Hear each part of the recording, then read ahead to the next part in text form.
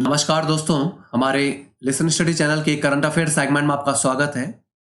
आज है 18 अगस्त और 18 अगस्त तक एग्जाम के पॉइंट ऑफ व्यू से जितनी भी इंपॉर्टेंट अपडेट्स हैं वो हम यहाँ पर देख लेते हैं।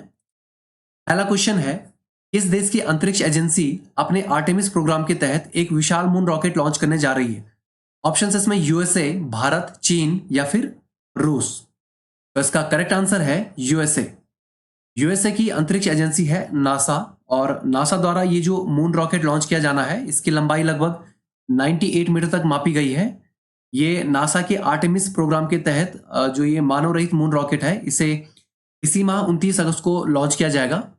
अब यहाँ पर अगर हम बात करें प्रमुख देशों की अंतरिक्ष एजेंसियों की, तो इसमें भारत की अंतरिक्ष एजेंसी है इसरो यानी कि इंडियन स्पेस रिसर्च ऑर्गेनाइजेशन, चीन की है China national space administration, Japan की है जाक्सा यानी कि Japan aerospace exploration agency, America की अंतरिक्ष एजेंसी है नासा यानी कि national aeronautics and space administration, इसी तरह से रूस की है रॉसकॉस्मोस, इटली की है एएसआई और पाकिस्तान की अंतरिक्ष एजेंसी का नाम है सुपारको। अगला क्वेश्चन है, इनमें से किसने बेंगलुरु में पूरी तरह से स्टार्टअप पर केंद्रित अपनी पहली शाखा खोली है? ऑप्शन है इसमें आरबीआई, एसबीआई, नीति आयोग या फिर सेबी। तो इसका करेक्ट आंसर है एसबीआई। एसबीआई द्वारा ये पूरे देश में स्टार्टअप के लिए पूरी तरह से डेडिकेटेड पहली ब्रांच है, जिसे एसबीआई के जो वर्तमान में चेयरमैन है दिनेश कुमार खारा, इनके द्वारा लॉन्च किया गया है।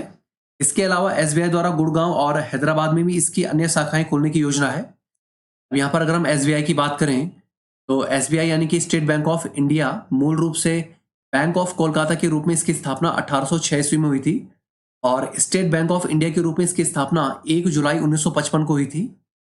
पहले इसे इंपीरियल बैंक ऑफ इंडिया के नाम से जाना जाता था। इसका जो वर्तमान में मुख्यालय है ये मुंबई, महाराष्ट्र में स्थित है। वर्तमान में एसबीआई के चेयरमैन दिनेश कुमार खारा हैं।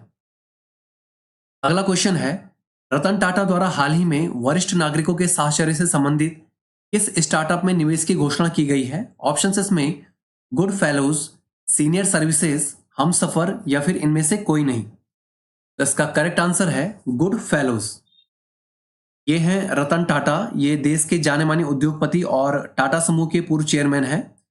अब ये जो स्टार्टअप है इसे 25 साल के शांतनु नायडू ने शुरू किया है। इसमें सीनियर सिटीजन्स को साहचर्य से संबंधित जो सेवा है ये ऑफर की जाएगी।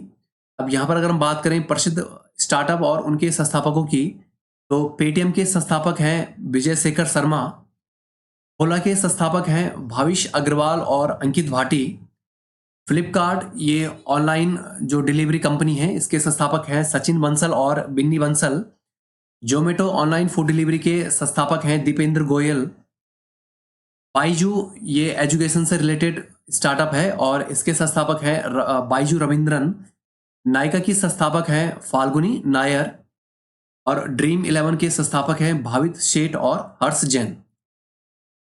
अगला क्वेश्चन है, इनमें से किसने भारतीय ओलंपिक संघ के लिए एक प्रशासनिक समिति नियुक्त की है और फेडरेशन को स्पोर्ट्स कोड मानने के आदेश दिए हैं? ऑप्शन इसमें भारतीय उच्चतम न्यायालय, दिल्ली उच्च न्यायालय, केंद्रीय खेल मंत्री या फिर अंतर्राष्ट्रीय ओलंपिक समिति।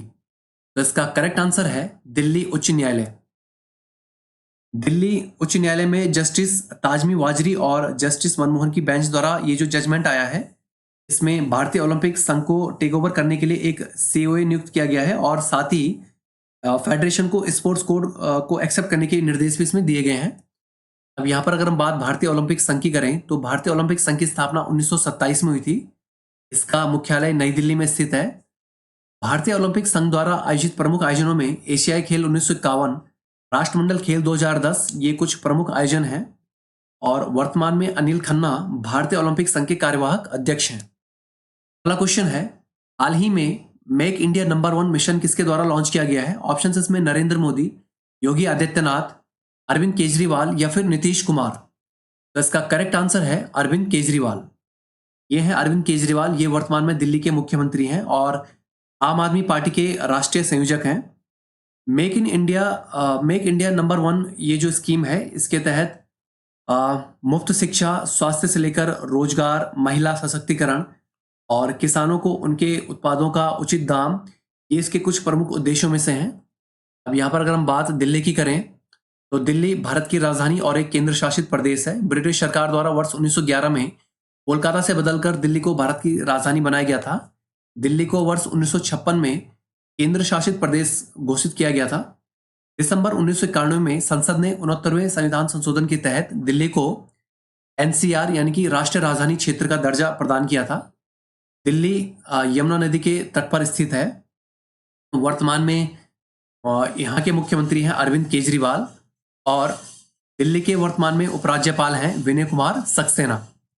अगला क्वेश्चन है, इनमें से किसने भारत के पहले खारे पानी से जलने वाले एलईडी लैंप रोशनी का अनावरण किया है? ऑप्शन इसमें पीयूष गोयल, अनुराग ठाकुर, जेपी नड्डा या फिर जितेंद्र सिंह। तो इसका करेक्ट आंसर है जितेंद्र सिंह। ये है जितेंद्र सिंह, ये भारत के वर्तमान में केंद्रीय मंत्री हैं। इन्होंने चेन्नई स्थित समुद्री विज्ञान प्रौद्योगिकी संस्थान में खारे पानी से जलने वाले इस एलईडी लैंप को लॉन्च किया है।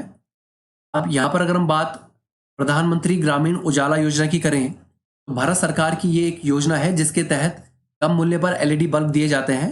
प्रधानमंत्री नरेंद्र मोदी ने 5 जनवरी 2015 को इस योजना को लॉन्च किया था। ये जो योजना है ये दुनिया की सबसे बड़ी जीरो सब्सिडी घरेलू प्रकाश योजना है। अगला क्वेश्चन है, इनमें से कौन केन्या का नया राष्ट्रपति निर्वाचित हुआ है? ऑप्शन इसमें केन ओबिडो, विलियम रूटो, हेनरी ओबिडो या फिर हेनरी रूटो। इसका करेक्ट आंसर है विलियम रूटो।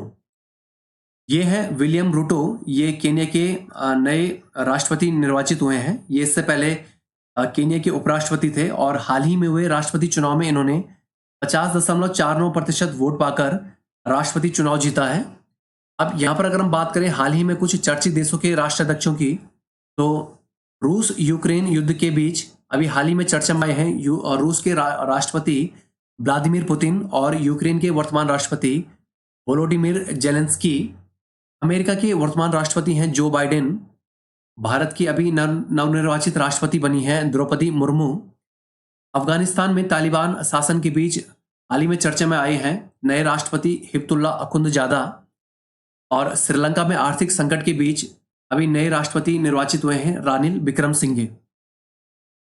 अगला क्वेश्चन है, इस साल पुरुष हॉकी का प्रतिष्ठित tournament Sultan Azlan Shah cup इनमें से किस स्थान पर आयोजित होगा? ऑप्शन इसमें भारत, संयुक्त अरब अमीरात, मलेशिया या फिर थाईलैंड। तो इसका करेक्ट आंसर है मलेशिया। मलेशिया में ये जो टूर्नामेंट है ये इसी साल नवंबर में आयोजित होगा। अब यहाँ पर अगर हम बात करें खेलों से संबंधित कुछ प्रमुख टूर्नामेंटों की, तो Aga Khan cup, Azlan Shah cup, Dhyanchand trophy ये हॉकी से संबंधित है। एसएच कप, रणजी ट्रॉफी ये क्रिकेट से संबंधित टूर्नामेंट है। डेविश कप, हॉपमैन कप ये टेनिस के प्रमुख टूर्नामेंट हैं। जबकि Durand cup, Roberts cup, Santosh trophy ये फुटबॉल से संबंधित प्रमुख टूर्नामेंट है। वॉकर कप ये गोल्फ का प्रमुख टूर्नामेंट है। थॉमस कप बैडमिंटन का प्रमुख टूर्नामेंट है। इजरा कप ये पोलो का प्रमुख टूर्नामेंट है। अब कुछ इंपॉर्टेंट यहाँ पर वन लाइनर्स की बात कर लेते हैं। तो नासा अपने आर्टेमिस प्रोग्राम के तहत एक विशाल रॉकेट, मून रॉकेट इसी महीने लॉन्च करने जा रहा है। कर्नाटक बैंक ने हाल ही में केबीएल अमृत समृद्धि नाम से एक नई जमा योजना शुरू की है। भारतीय स्टेट बैंक ने बेंगलुरु में स्टार्टअप पर केंद्रित अपनी पहली शाखा खोली है। भारतीय प्रौद्योगिकी संस्थान हैदराबाद ने 2 अन्य संस्थानों के साथ मिलकर भारत में पहली तरह का 3D प्रिंटेड मानव कॉर्निया विकसित किया है।